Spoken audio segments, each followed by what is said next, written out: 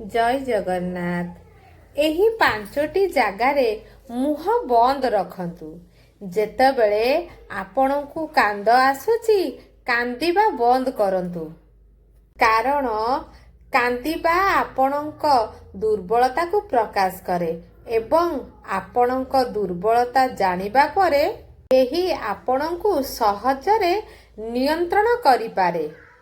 ଯେତେବେଳେ ଆପଣ କ୍ରୋଧିତ ହୁଅନ୍ତି ମୁହଁ ବନ୍ଦ ରଖନ୍ତୁ, କାରଣ କ୍ରୋଧ ବେଳେ ମଣିଷ ଏବଂ ରାକ୍ଷସ ଉଭୟ ସମାନ।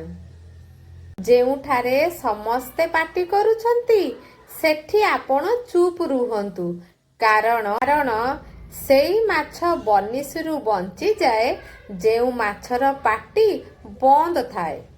କମେଣ୍ଟ ବକ୍ସରେ ହଁ କି ନାହିଁ ନିହାତି ଜଣାନ୍ତୁ। ଏହି 7ଟିର ଅଭ୍ୟାସ କେବେ କରନ୍ତୁ ନାହିଁ। ସକାଳୁ ଉଠିବା ମାତ୍ରେ ଫୋନ ଦେଖିବା ଏହା ଆପଣଙ୍କ ମସ୍ତିଷ୍କକୁ କ୍ଳାନ୍ତ କରିଥାଏ। ରାତିରେ ବିଳମ୍ବ ପର୍ଯ୍ୟନ୍ତ ଜାଗି ରହିବା ଏହା ଆପଣଙ୍କ ହୃଦୟ ଏବଂ ମସ୍ତିଷ୍କକୁ ଦୁର୍ବଳ କରିଥାଏ। ପ୍ରତିଦିନ ବାହାର ଖାଦ୍ୟ ଖାଇବା ଦ୍ୱାରା ଆପଣଙ୍କ ଶରୀରକୁ ବିଷାକ୍ତ କରେ। ରାଗିବା ଆପଣଙ୍କର ରୋଗ ପ୍ରତିରୋଧକ ଶକ୍ତିକୁ ଏହା ଦୁର୍ବଳ କରେ।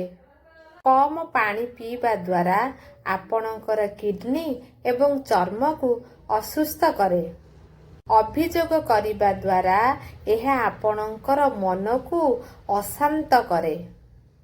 ସିଗାରେଟ୍ ଏବଂ ମଦ ପାନ କରିବା ଦ୍ୱାରା ଆପଣଙ୍କର ଜୀବନରୁ ବର୍ଷ ବର୍ଷ କମେଇ ଦିଏ।